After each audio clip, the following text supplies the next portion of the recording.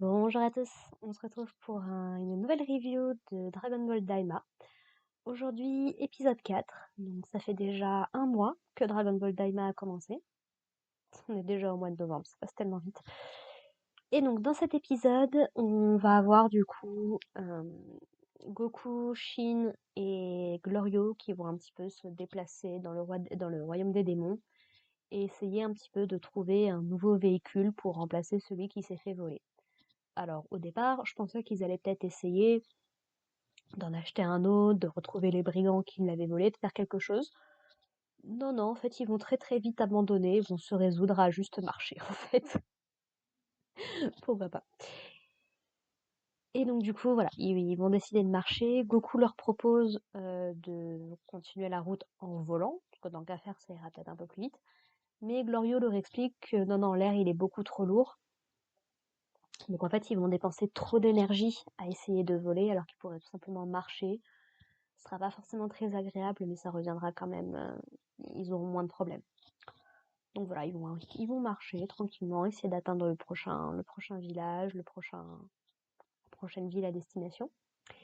Et ils vont tomber sur un petit commerce qui ressemble beaucoup à une théière. Donc j'ai beaucoup aimé, on voit de la fumée qui sort de la théière. Et donc ils vont se retrouver dans un petit magasin, ils vont pouvoir boire, ils vont pouvoir manger tranquillement.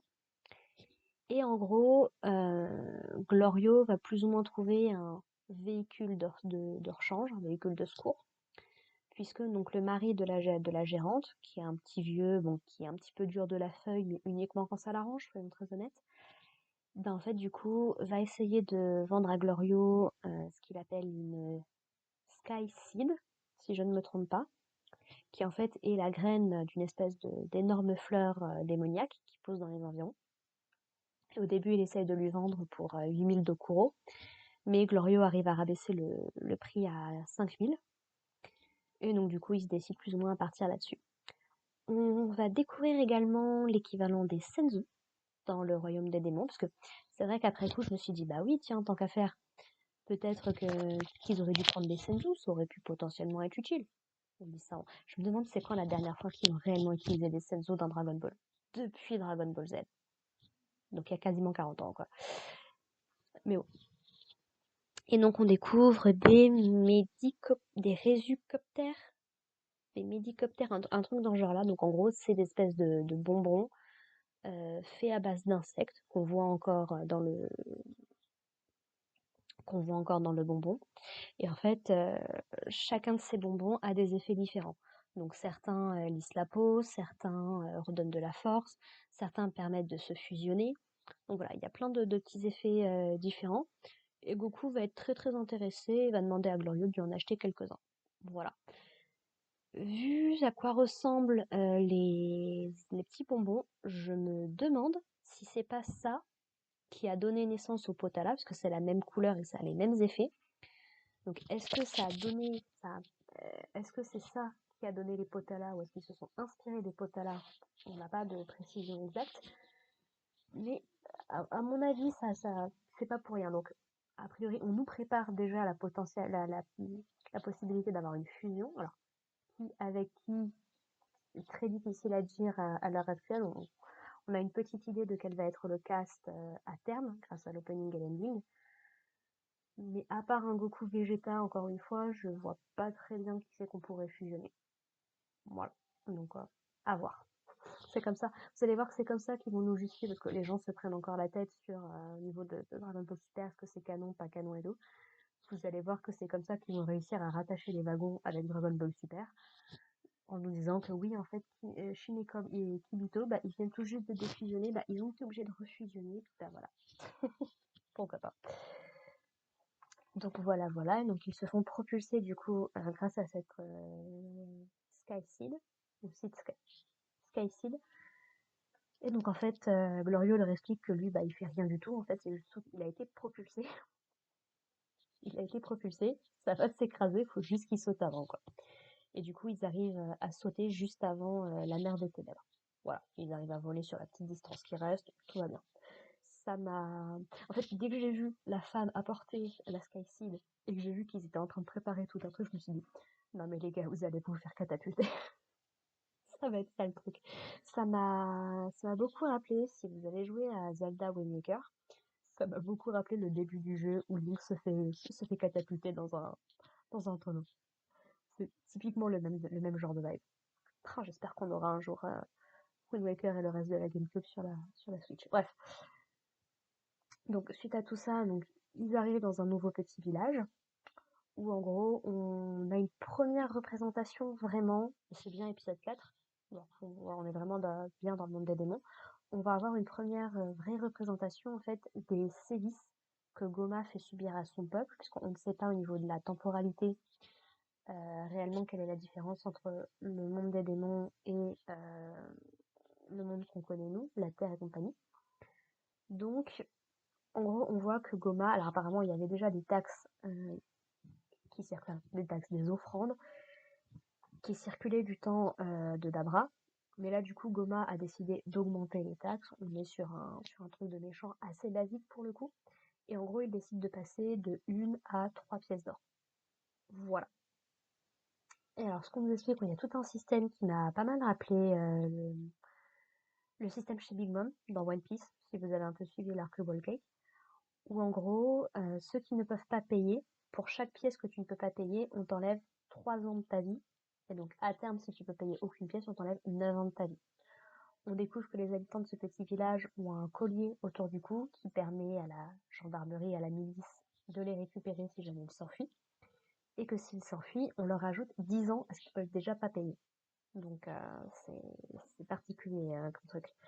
Et donc en gros, ils les emmènent à côté, ils ont une espèce d'aspirateur qui supposément leur aspire les années de vie qu'ils vont perdre. Donc ouais, pour du Dragon Ball, c'est quand même vachement sombre, je trouve, hein, comme truc. Mais c'est rafraîchissant, ça fait du bien. Et du coup, on va avoir un personnage mystère, du coup, qui va... Enfin, personnage mystère. On va avoir un personnage, du coup, qui va intervenir, enfin, essayer d'intervenir, et d'essayer de balancer une bombe au wasabi. Si vous ne savez pas ce que c'est le wasabi, c'est comme de la moutarde. Donc, à mon avis, tu t'en prends dessus, tu douilles. Mais ça va complètement échouer. Et donc, ce personnage-là va essayer de se barrer pendant que la milice essaye de la rattraper. Et c'est là, du coup, alors qu'elle va se faire avoir, que Goku intervient. Et j'ai beaucoup aimé cette petite scène, puisqu'on voit Goku se battre avec Nyobo. Et ça fait toujours plaisir de voir Goku utiliser Nyobo, maintenant qu'il l'a récupéré. Donc c'est son bâton, du coup, qui peut agrandir à loisir. Et donc voilà, donc Goku va se battre contre les gardes, et réussir assez facilement à s'en débarrasser, par ailleurs. Et donc il va dire à cette personne de s'enfuir, sauf que bah, quand ils vont se rendre compte de la connerie, bon bah, Goku, Kaioshin et Glorieux vont être obligés de se barrer. Et du coup, ça y est, c'est officiel, hein, ça fait quoi? 3 jours peut-être qu'ils sont là, Goku est déjà un fugitif, pourquoi pas. Et du coup, donc à l'extérieur du village, ils vont du coup retrouver cette fameuse personne qui va se révéler être, sans trop de surprise, la petite gamine qu'on voit dans les openings et les endings. Donc ce personnage qui ressemble beaucoup à Glorio, mais sans qu'on en sache plus. J'avais eu une petite théorie qui m'est venue avant d'enregistrer cet épisode, enfin avant de regarder cet 4e épisode. C'était de me dire, comme on sait que le personnage va être là dans l'histoire, est-ce que potentiellement bah, ce serait pas elle le troisième, le roi du troisième monde? Mais j'ai pas l'impression que Glorio la reconnaisse, donc je pense pas que ça doit être ça. Voilà, quelle importance va avoir ce personnage-là? Quel va être son rôle? Pour l'instant, je ne sais pas, mais ils font un gros focus sur elle à la fin de l'épisode, donc c'est que c'est un personnage important. En dehors de, on t'a vu dans l'opening, on sait que tu vas nous accompagner. On en profite également un petit peu pour nous parler des Dragon Ball du monde des démons. Et effectivement, l'idée m'est venue pendant l'épisode, c'est qu'effectivement, il y a 3 mondes des démons, il y a 3 Dragon Ball, donc une Dragon Ball dans chaque monde. On aurait expliqué qu'ils sont protégés par les Tamagami, je crois, les espèces de personnages qu'on avait vus épisode 1, et qui ont l'air plus ou moins d'obéir à Neva, qui serait celui qui aurait créé les Dragon Ball, si je me souviens bien. Et donc en gros, bah, qui sont super forts et que du coup, bah, ça va être une galère pour les récupérer. Bon, Goku, toujours optimiste, se dit, bah, c'est cool, ça nous fait que trois boules à rattraper, à récupérer au lieu de 7, ce sera plus rapide. Et lui, bah, du coup, bah, il a très très envie de se concentrer sur la quête secondaire, qui, soyons honnêtes, devrait être la quête principale dans une série qui s'appelle Dragon Ball, de toute façon. Et donc du coup, Glorio accepte assez facilement. Alors après, il a des arguments à faire valoir quand même, mais l'idée c'est que bah, s'il devait arriver quelque chose à Dende, qu'il n'arrivait pas à le retrouver ou qu'il devait mourir, bah du coup, il pourrait le ressusciter avec le Dragon Ball du monde des démons, et ensuite retourner sur Terre pour accomplir leurs autres vœux, quoi. Ce qui n'est pas déconnant. Mais ouais, il y a quelques signes qui laissent à supposer que Glorio serait peut-être pas aussi gentil, aussi sympathique qu'il n'y paraît. Outre le fait qu'il se cache du coup de la milice, alors qu'il est quand même censé avoir des liens avec le roi du troisième monde d'éléments. Mais ouais, théorie comme ça vaut ce que ça vaut. Ça pourrait être couillu de la part de Dragon Ball de faire en sorte que Glorio soit le véritable méchant de cette série. En tout cas, antagoniste. Parce que donc, il insiste pas mal pour qu'on récupère les Dragon Ball. Et il sourit un petit peu quand il réussit à convaincre Goku de partir dans cette direction. Alors qu'on l'a pas vu sourire, je crois, depuis le début de l'histoire. Donc, bizarre, suspect.